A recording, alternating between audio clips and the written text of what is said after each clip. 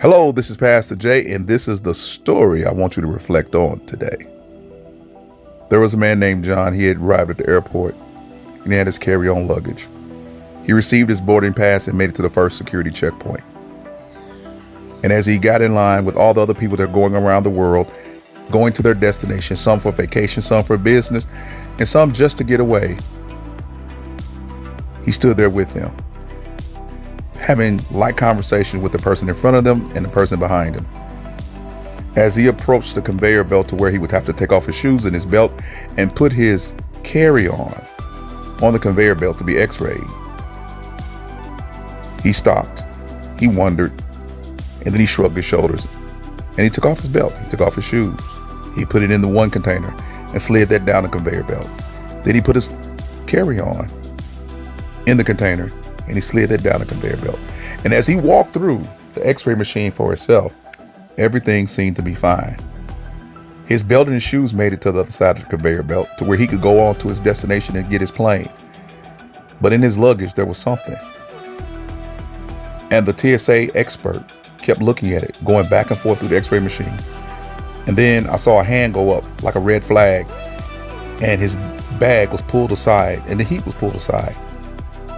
And whatever he had in his bag, it must not have been dangerous, but it was not allowed to go anywhere past this point.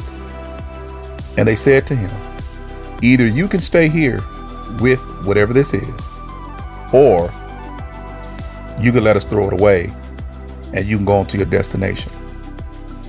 You could tell John was agitated. He even tried to plead with them and try to get them to allow him to go forward. Even saying this is the only thing that he has in here that's wrong. It's not going to hurt anybody. Just let him go forward. And the next time, he won't bring it. But the TSA personnel was adamant and just told him again calmly, either we could throw this away and you can go on, or you can stay with what you have and just stay here and miss your plane and not reach your destination. And I thought about that. It's just like us with Jesus. There are some things that we can't take with us. And one thing we can't take with us is our sin.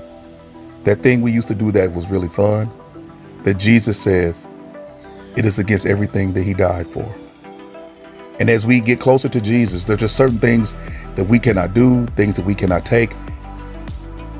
And he gives us an ultimatum. Either you can stay where you're at, or you can come with me.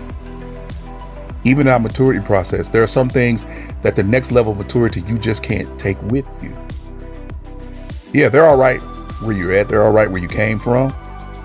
And it's cool. But to go to that next level, you have to sacrifice something that you may love, something that you may care about. Because what God has for you is bigger and better than what you can ever ask, think, or imagine. And all you have to do is be willing to give up that thing, that TSA moment. To whereas what you used to have is not important as the destiny God has before you. And you have to make that decision. Am I going to stay here, which is cool? Or am I going to move forward into the destiny God gives me and leave behind the thing that can't go with me? Now you think about this.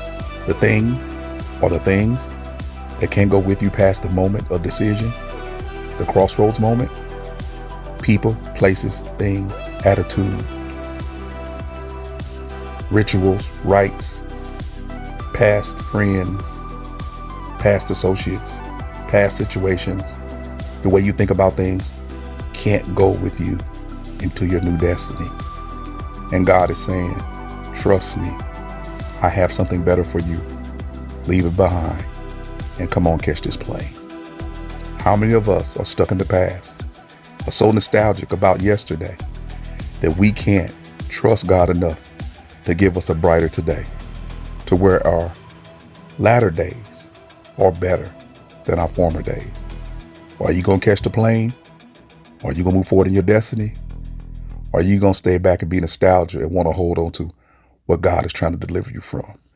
This is Pastor Jay. Think about it. Like, subscribe, and share, and I'll see you on the other side. Peace.